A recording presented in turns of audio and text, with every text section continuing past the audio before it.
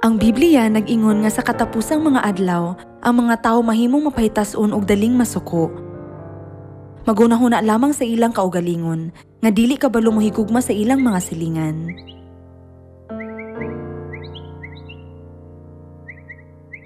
Ang Dios kanunay nga nagtudlo kanato nga dili magpahiuyon sa sumbanan ni ining dautan nga kalibutan, kundili nga ibutang ang atong mga hunahuna sa mga butang sa itaas. Ang mga bata kinahanglan maisama sa ilang mga ginikanan. Kamong tanan nakadawat sa gugma sa Dios nga nagluwas kaninyo pinaagi sa iyang balaang sakripisyo. Busa, isip iyang mga anak, kinahanglan nga aduna kamoy kinaiya sa Dios, ug himayaon ang Dios pinaagi sa inyong maayong mga buhat. Giusab sa Dios ang imong dili putli nga kinaiya nga puno sa mga sala ngadto sa usa ka maayong kinaiya. Gilain sa Dios ang dautan gikan sa maayo. Sama sa giingon sa sambingay nga ilang gitigom ang maayong isda sa mga bukag, apan gilabay ang mga daot.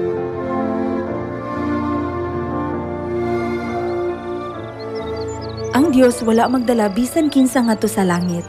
Kadto lamang adunay buutan ug matahom nga kinaiya, katong naghunahuna sa uban kaysa sa iyang kaugalingon. Ug katong nagatuman sa mga pulong sa Dios ang makaadto didto. Ang pulong sa Dios kay espiritu ug kinabuhi alang kanimo, ug kini mao ang himaya sa langit alang kanimo. Ang pagkaduol sa pulong sa Dios mao ang pagpaduol sa Dios.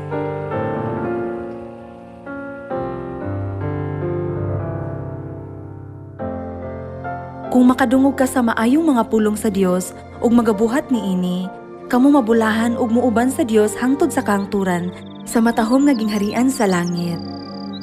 Gitudluan kita ni Amahan nga kun atong higugmaon ang atong silingan sama sa atong kaugalingon ug kita mabuhi sa walay katapusan. Kinahanglan dili nato pasakitan ang mga anaa sa atong tupad.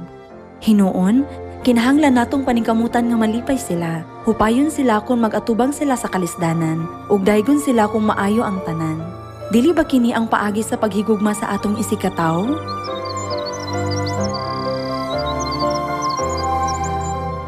Dili kita mosulti og makasakit nga mga pulong o daling masuko, kun dili mo gamit hinuon og maayong mga pulong nga makapakalma sa kasuko sa mga tao.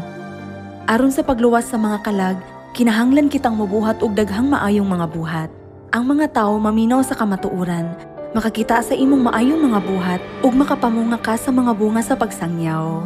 Ang Dios nag-ingon, barog batok sa yawa. Higugmaa ang imong mga igsuong lalaki ug babaye nga sama sa mga kaaway. Ang paghigugma kay mapasayloon.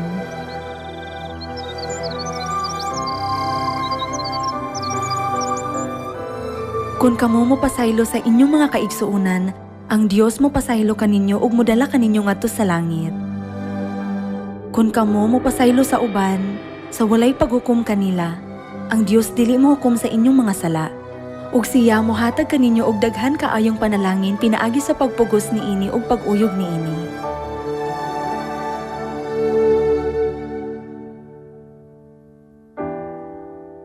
Kung ang mga bata mobuhat og butang nga maayo nga makapahimuot sa ilang mga ginikanan, dili ba ang mga ginikanan makahatag kanila sa unsay ilang gusto?